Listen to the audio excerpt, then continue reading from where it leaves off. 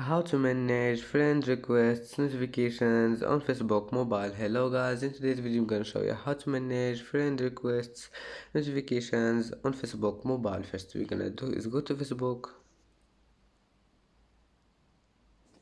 and now click this three lines here on the top corner and then go down until you find settings and privacy. Click on it and then click settings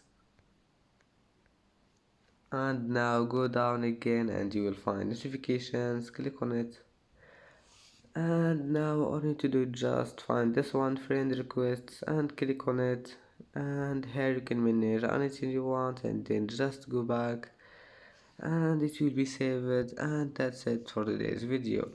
If you like this video, don't forget like and subscribe, and see you in the next video.